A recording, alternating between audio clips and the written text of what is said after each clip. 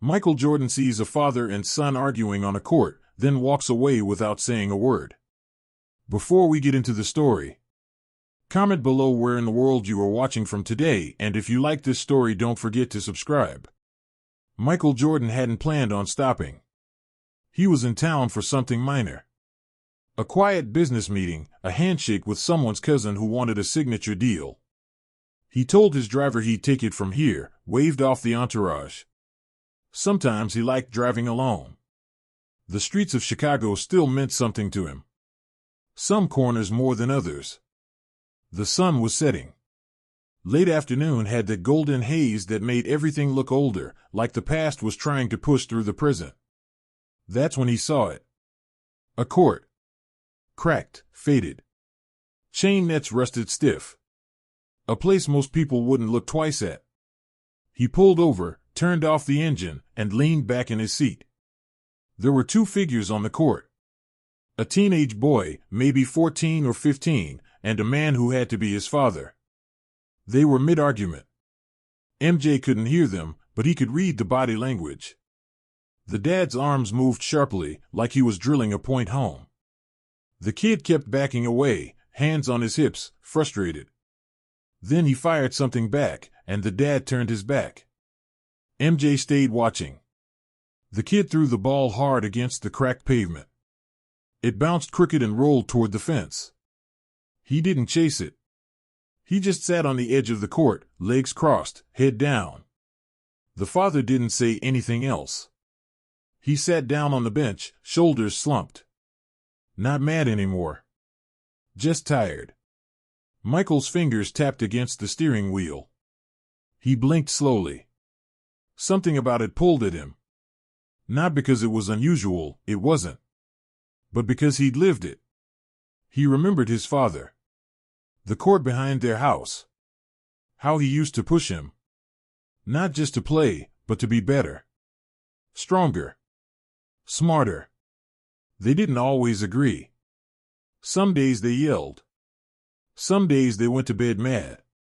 But the bond never broke. Until the day it did. He didn't come out of the car. Didn't roll the window down. Just sat there. Then something shifted. The kid got up and shouted something at his dad. Loud enough MJ could hear a few words even from the car. You don't get it. Not everyone wants to be like you. The father stood up slowly. Didn't yell back. Just nodded. The kid stormed off toward the fence, probably heading home alone. The dad didn't follow. MJ stared a little longer, then turned the key. The engine hummed. He pulled away without a word. Ignored the guy walking his dog who shouted, "Yo, that's MJ, ain't it?" Ignored the parked kids with scooters who tried to pull out their phones. He didn't explain the stop. Not to anyone. Back at his place, he poured a drink and stood by the window, staring out like there was something waiting beyond the glass. He didn't turn on the TV. Didn't answer his phone. The silence was better. He thought about the look on the boy's face. The frustration. The helplessness. It wasn't about the game. It never really was. It was about being seen. Being heard. Being understood. He'd felt that before. As a kid. As a man. Even at the peak of his fame, he'd felt it. That night, he pulled out a dusty box from the back of his closet. He hadn't touched it in years. Inside were clippings, notes, photographs. A couple old VHS tapes. Stuff from before everything changed. Back when basketball was still just a game and not a kingdom to rule. There was a photo, him and his dad on a court, both sweaty, both smiling like idiots. He didn't even remember who took it. Probably his mom. Next to it was a worn notebook. One of the ones he used to sketch plays in, dream up imaginary final shots. He flipped through it. Most pages were filled with XS and OS. But near the back was something different. An address. Written in his own handwriting. The same street where he'd pulled over today. That's when it hit him. That court, The one with the father and son, it wasn't just any court. It was the first one he and his dad had played on outside of their backyard. He'd forgotten. Or maybe just buried it so deep he didn't want to remember. The next morning, someone from the business team called. Asked if he was still good for the next meeting. He said no. Said he was taking the day. The guy on the other end didn't argue. Michael drove again. Same route. Same car. He didn't stop at the court this time. Just passed it slowly, watching. It was empty. Quiet. The chain nets swayed a little in the wind, like they remembered him. He kept going. He needed space. Not from people. From ghosts. Back at the house, he sat at the kitchen table with the old photo in his hand. His dad's arm around his shoulder. Young MJ squinting at the sun. He could almost hear his dad's voice. You gotta want it. Not for me. Not for anyone else. For you. He placed the photo face down. Didn't touch the drink this time. The boy's voice echoed in his head again. Not everyone wants to be like you. He wondered if that dad had ever heard what the boy really meant. He wondered if his own father ever heard him. That night, MJ didn't sleep much. He just sat in the den with the lights low, watching the shadows shift on the ceiling. Something had been stirred. And he didn't know yet what he was going to do about it. Michael stayed quiet the next few days.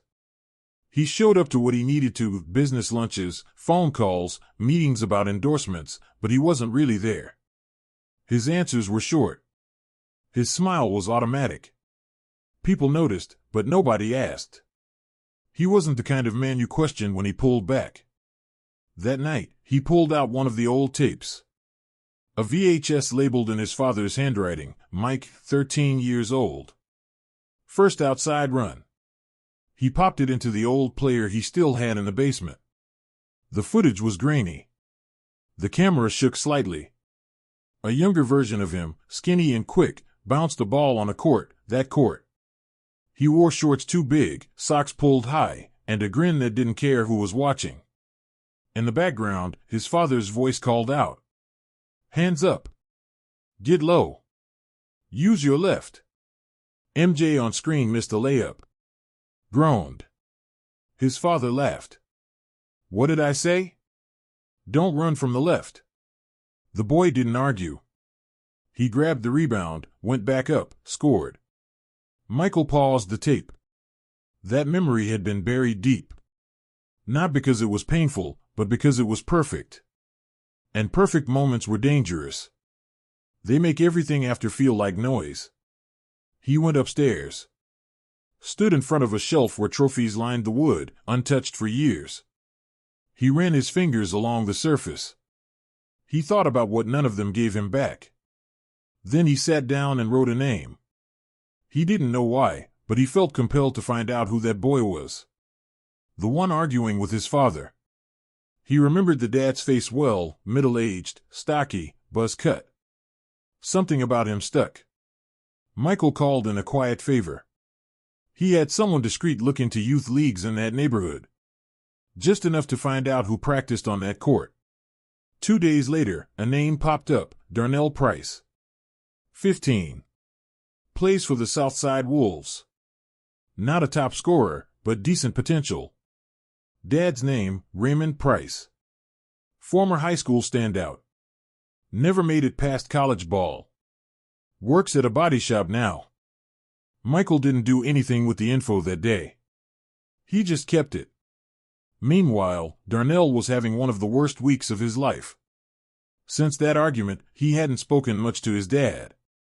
Raymond gave him space. Too much maybe. The house was silent at night. Dinner was wordless. His coach pulled him from the starting lineup after Darnell skipped 2 practices. The kid didn't offer excuses. He just nodded and sat on the bench. The next game was against a rough team. Darnell didn't even dress. He watched from the far end of the bench as his team got blown out. Raymond was in the stands, hands clenched, jaw tight. But he didn't say a word to the coach. Didn't say anything to his son after the game either. Just walked to the car and waited. They drove home in silence. At a red light, Raymond finally spoke. "You think I'm trying to live through you?" Darnell stared ahead. "Aren't you?" Raymond didn't answer right away. "I just don't want you to waste it." "Waste what?" "Your shot. You got more talent at 15 than I had at 18. Darnell turned to him. "Then let me figure it out my way." Raymond nodded once. Quietly. The rest of the drive was short. Back in his house, Michael watched a different tape. This one was older. College years. A game where he missed the game winner. A rare thing.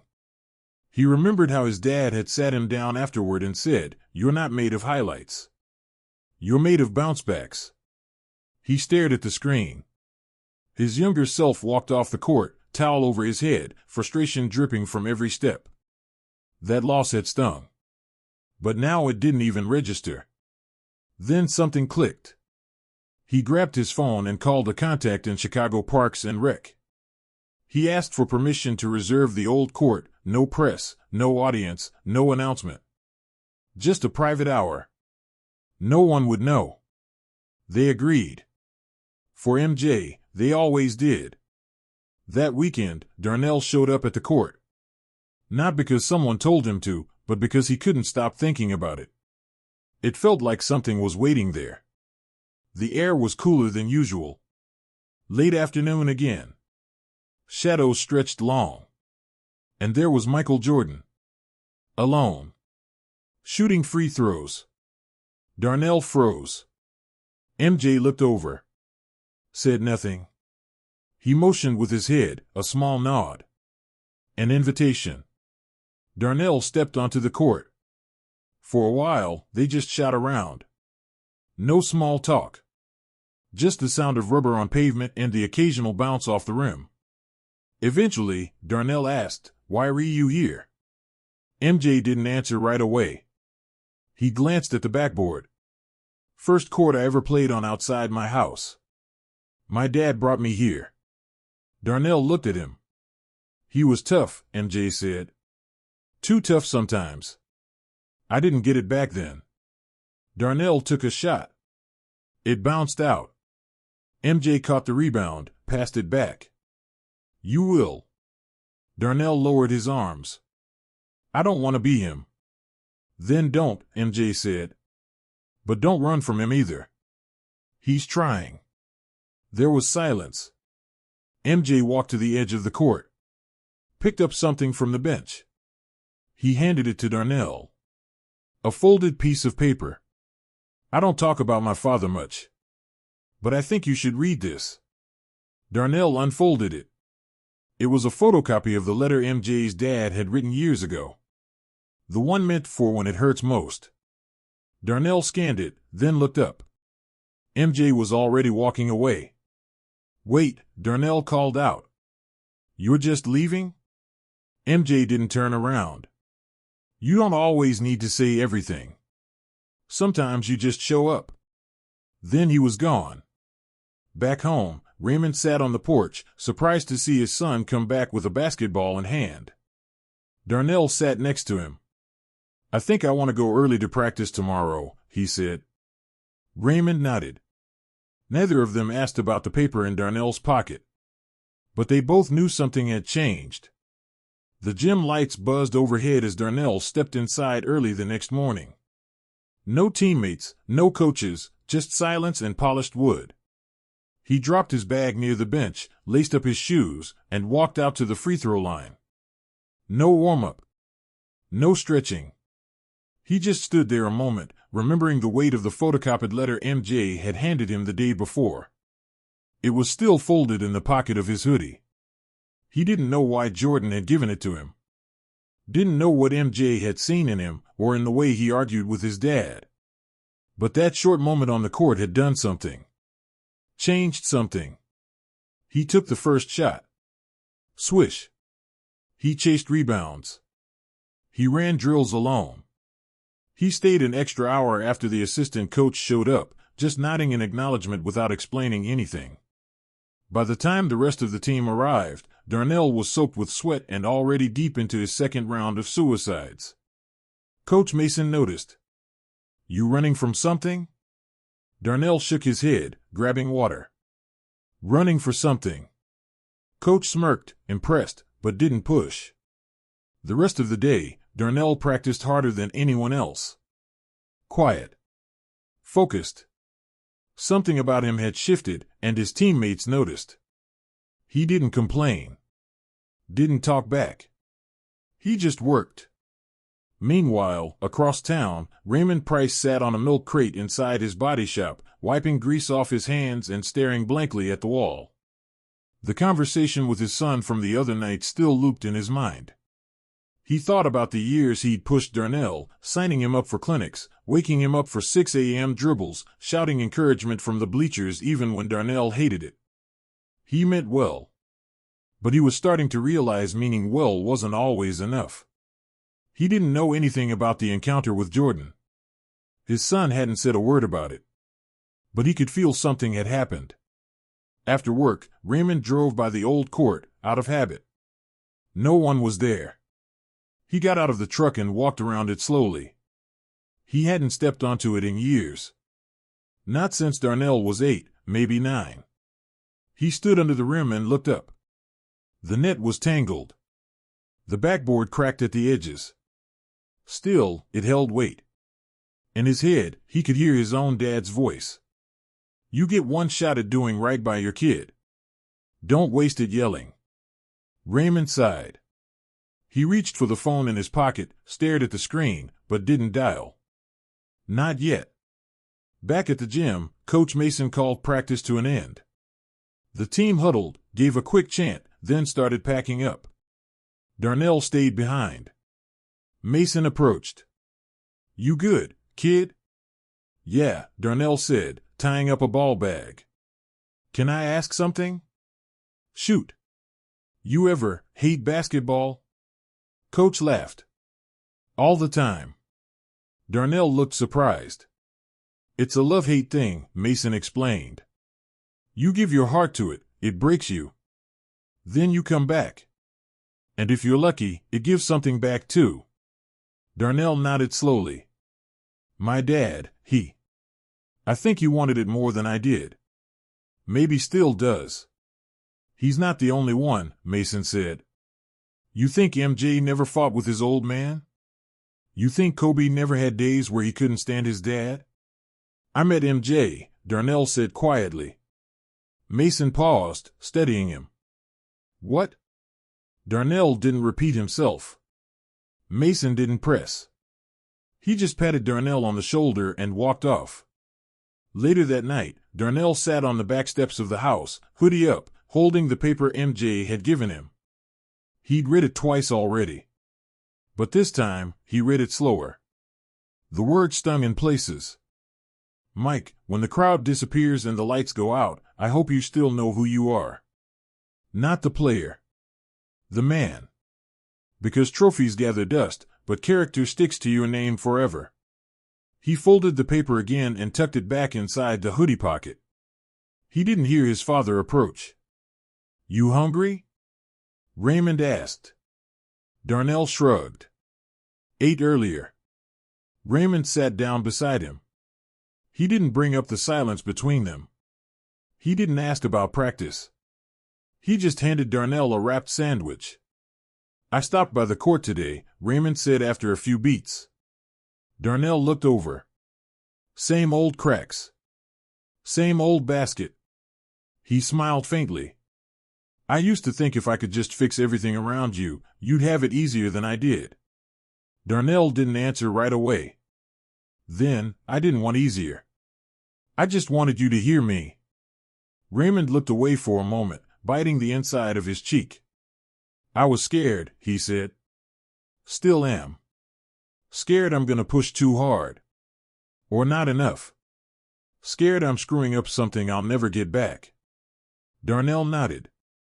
"Me too." They sat in silence for a while. Then Raymond reached into his pocket. Pulled out a faded photo. It showed a teenage Raymond on that same court, ball in one hand, shirt drenched in sweat.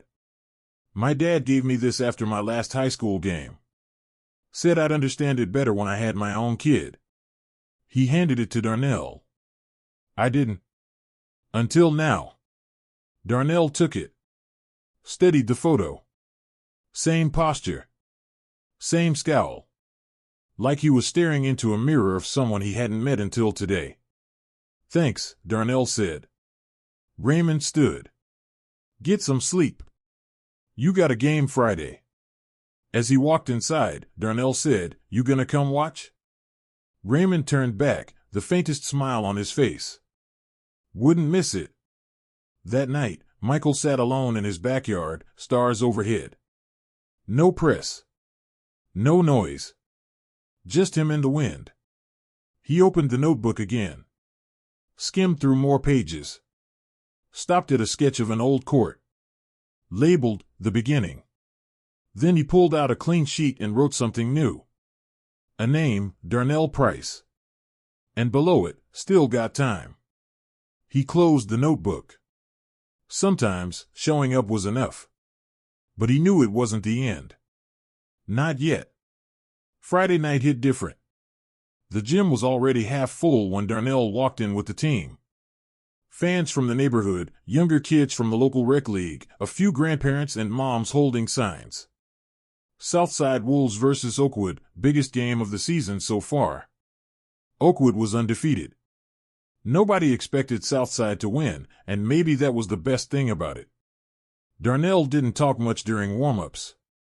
He ran drills like clockwork, kept his focus on the ball, the rhythm of it bouncing, the sound of sneakers squeaking. Coach Mason gave him the nod. He was back in the starting five. Up in the far corner of the bleachers, Raymond sat alone. Quiet. No phone. No jacket with his son's name stitched on the back like the other parents. Just him, a baseball cap, and eyes that didn't blink much. Michael wasn't there. Not physically. But Darnell felt him anyway. Tip-off.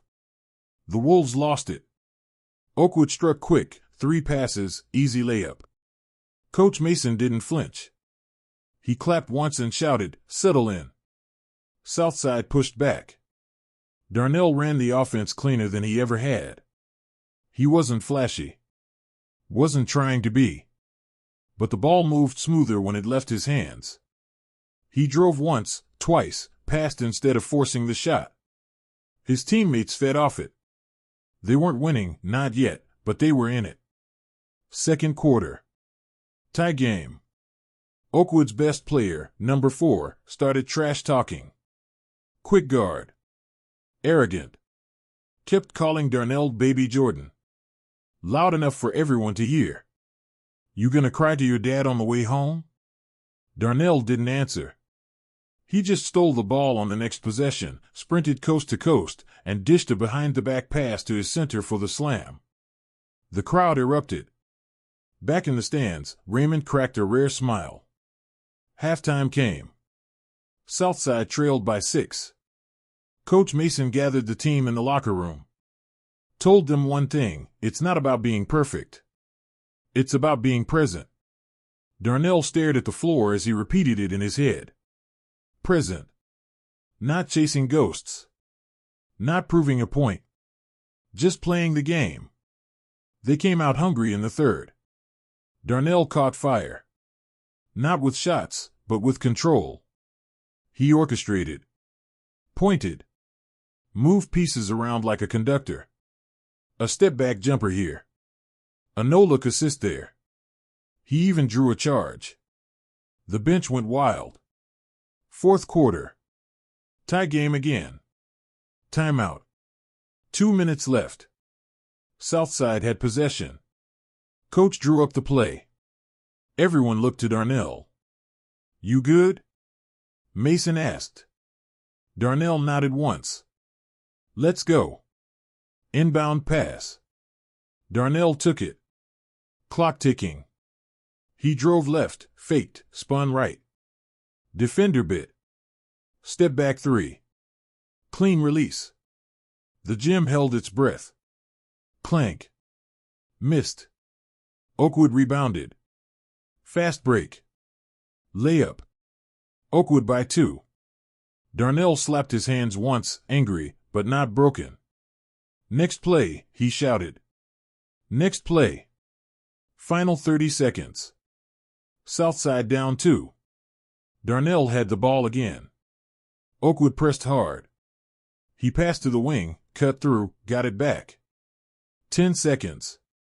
He looked to the corner. His teammate was open. A freshman. Never played a minute in a close game.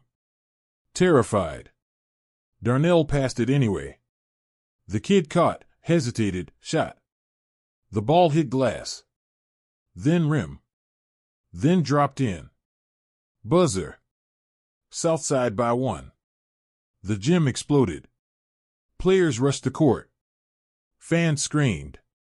Coach Mason pumped his fist, then wrapped Darnell in a hug that said more than words could. Across the court, Raymond stood and clapped once. A slow, proud clap. He didn't yell. Didn't cry. He just nodded. Darnell saw him. That was enough.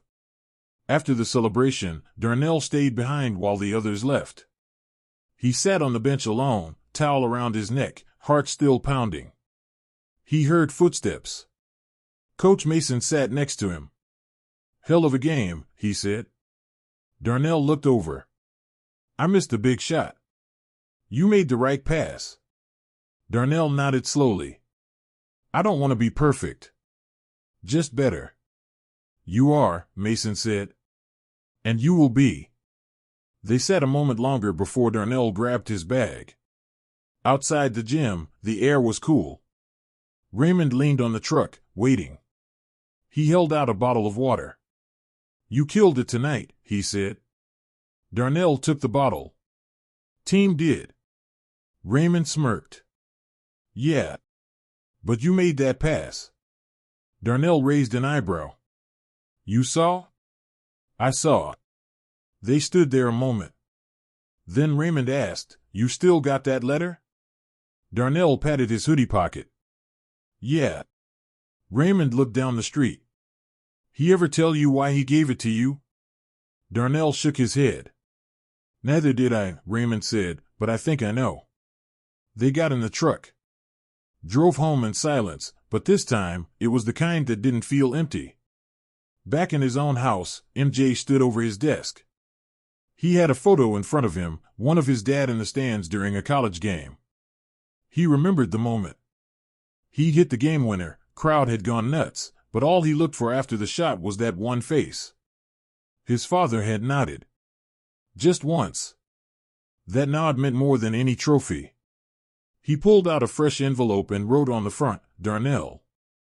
Inside, he slid a photo. It was him and his dad. Back on that cracked court. Smiling. He included a note. You won't always make the shot. But you'll always have the choice to make the pass. MJ. He sealed it. Didn't know when he'd send it. Or if he'd need to. Sometimes, moments were enough. And sometimes, the echoes of those moments changed everything. A week passed. No news cameras showed up. No interviews. No headlines. Just the rhythm of everyday life settling back in, practice, school, work. But something had shifted for Darnell and Raymond. The silences between them weren't heavy anymore. The dinners weren't rushed. The game wasn't the only thing they talked about. Raymond started asking about school. About music. About stuff that had nothing to do with basketball.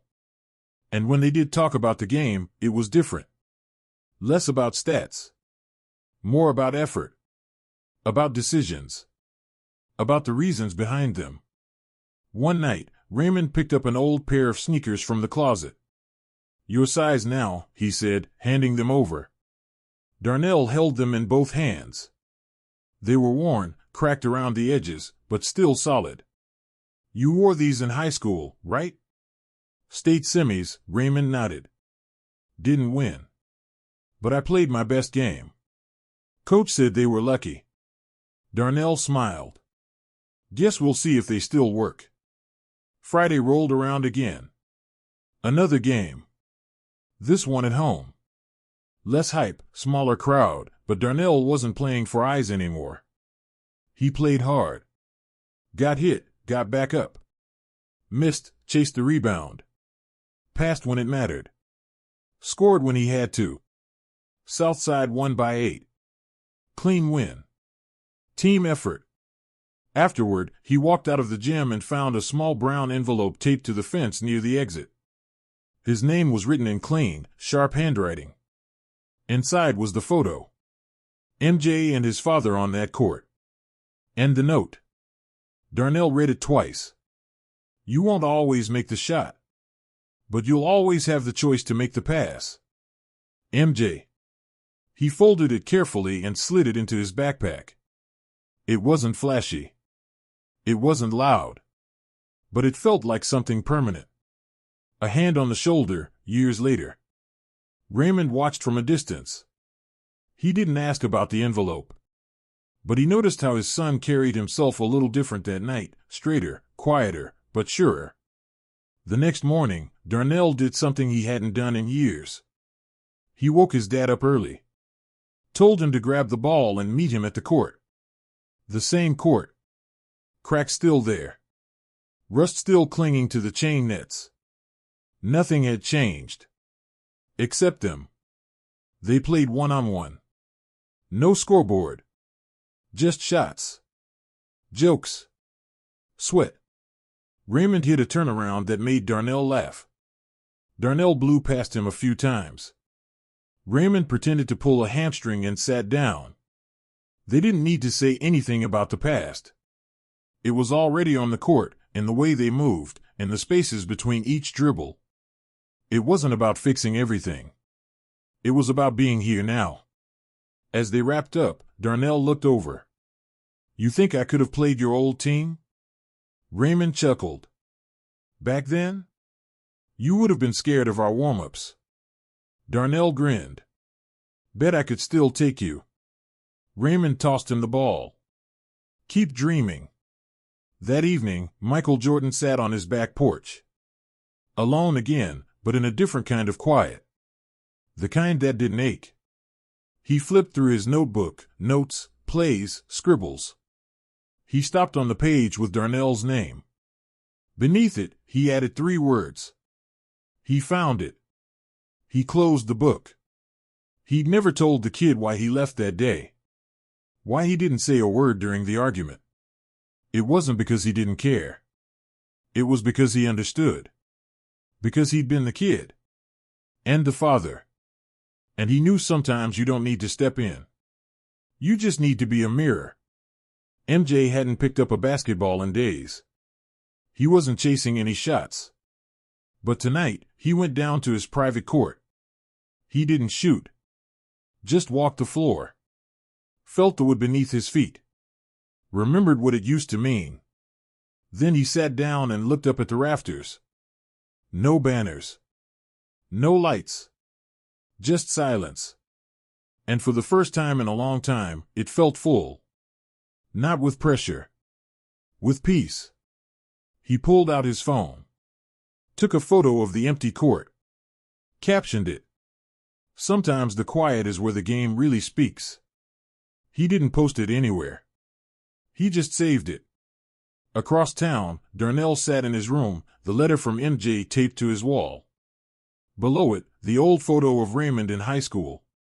He added a third thing, his team's schedule for the next 2 months. Taped in the middle. He had goals now. Not for scholarships. Not for fame. For the love of the game. For the love of something he thought he was losing. That weekend, he helped out at the community clinic. Ran drills for younger kids. Passed on the same advice MJ gave him. Don't chase perfection. Show up. Play the right way. One of the kids asked, "You ever meet Michael Jordan?" Darnell smirked. Once. Was he cool? Darnell paused, then nodded. Yeah. Real quiet, though. They moved on to dribbling drills. That cracked court under the fading light still stood. Some things don't change. But now it had new footprints. A new rhythm.